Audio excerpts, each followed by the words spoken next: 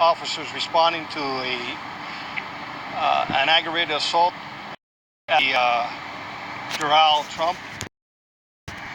We responded. As we were arriving to the scene, the call was upgraded to a shooting, and eventually an active shooter call was dispatched.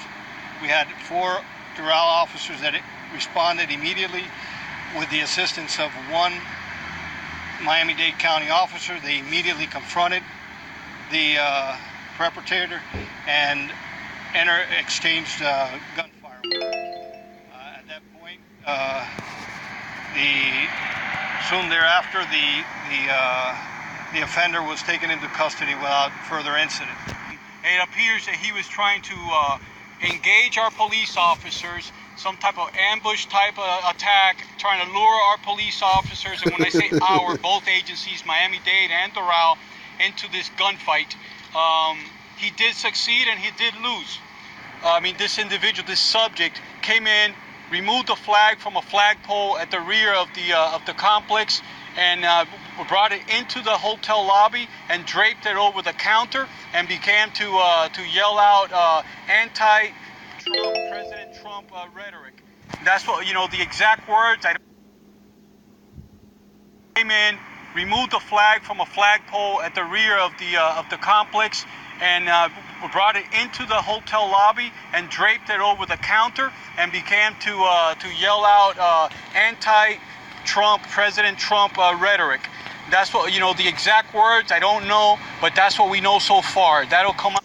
All right, yeah, so you see the Lord is putting the curses on our enemies. These devils are starting to turn up on each other, and I love it. I love every second of it. The man came in to the resort screaming, like he said, anti-Trump rhetoric, and he took the flag down. That's spiritual, okay? Because, America's about to fall. But, yeah, these devils are going to turn up on each other. I'm going to get a preset.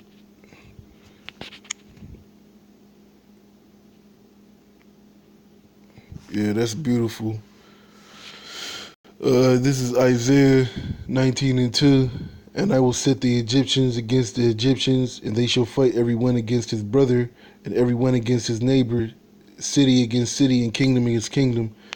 So, yeah, these devils going to go back into their savagery nature. They going to start killing each other.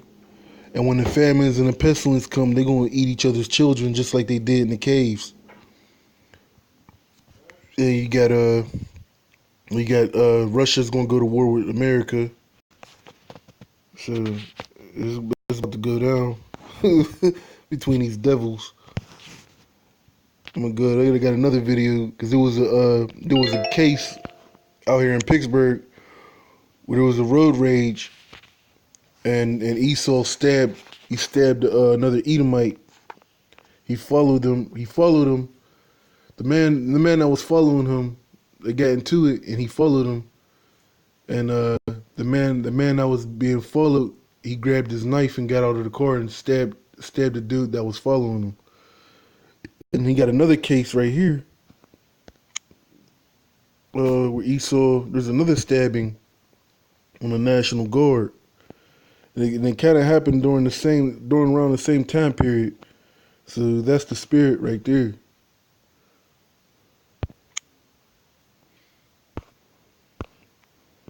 Yeah, right here.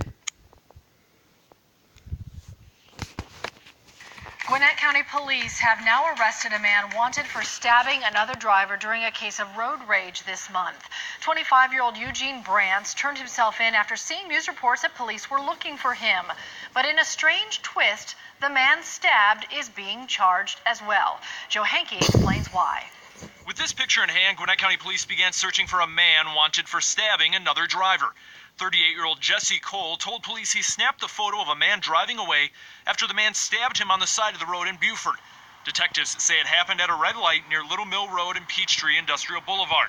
After police released the picture, they received a call. We immediately got a phone call from a person claiming to be the other party, the one who was driving the vehicle and the one who did the stabbing, essentially. That was Mr. Brantz. 25-year-old Eugene Brantz turned himself into police yesterday and is now in jail for aggravated assault, a felony charge. And since turning himself into Gwinnett County Police, I'm told Brantz talked with detectives and provided his side of the story. Here's what police are now telling us. Brantz and Cole found themselves in a road rage incident, and at some point during that incident, the two men got out of their cars near the intersection.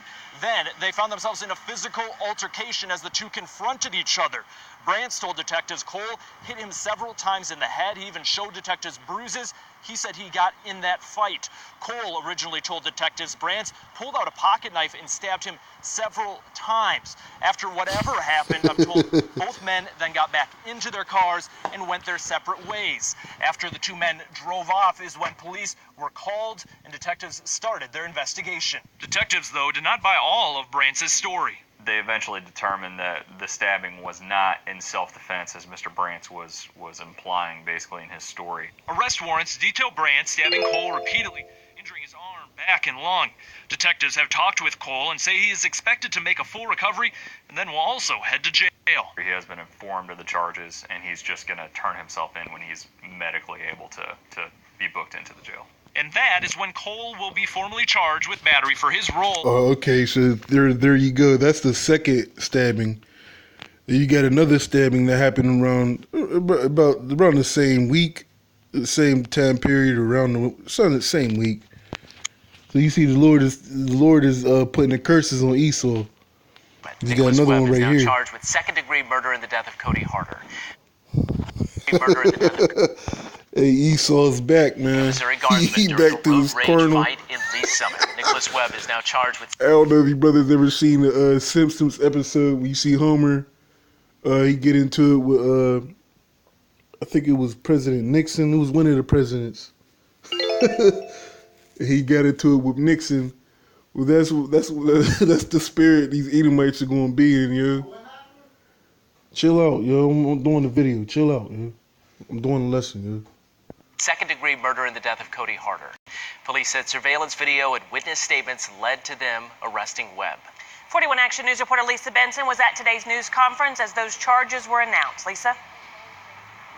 Well, the death of this Missouri Guardsman is especially difficult because it doesn't make any sense.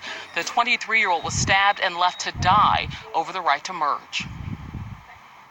There was some indication that this is a merging lane. That statement was made. It's just such a tragic ending to such a minor infraction of what occurred. Cody Harder's family did not attend the press conference announcing charges against his suspected killer. Jackson County prosecutor Jean Peters Baker says they're still making funeral arrangements. Today, she announced that 58-year-old Nicholas Webb is charged with second-degree murder and armed criminal action connected to Harder's death. 23-year-old Cody Harder was found dead near 291 and 470, not far from his truck on Saturday night.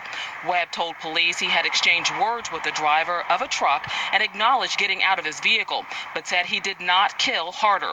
Lee Summit police say witnesses and surveillance video prove otherwise. This is a community that kind of exemplifies, if you see something, say something.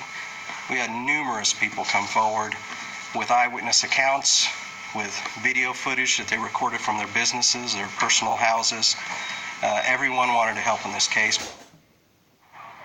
Now, Webb served time in prison for a 1980 murder. Right now, he's being held on a $250,000 cash bond. Live in Lee Summit, Lisa Ben.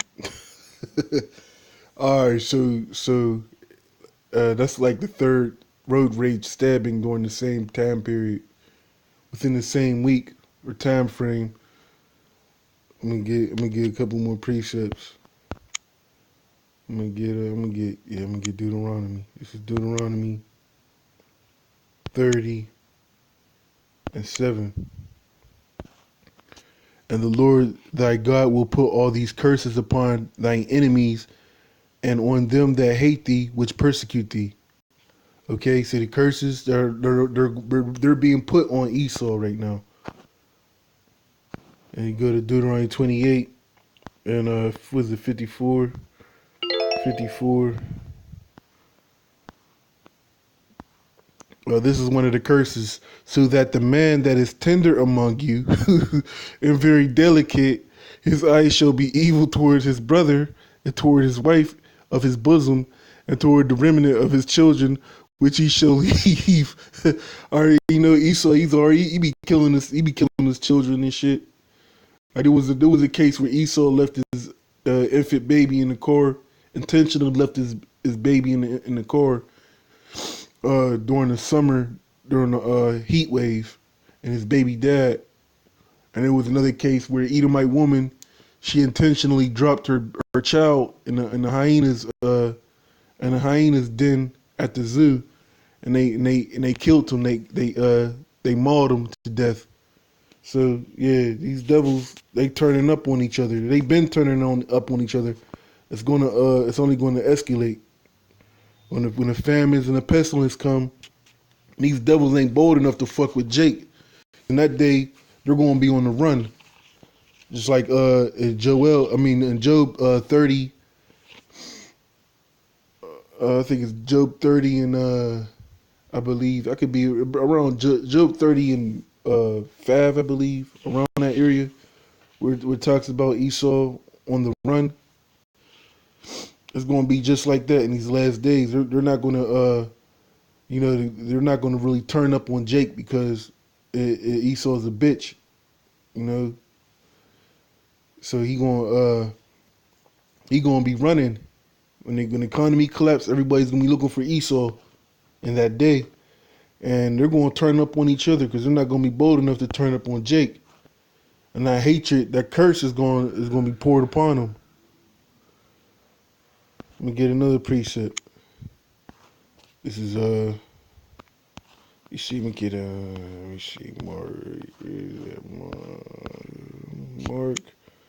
is 3:24, I believe, 26.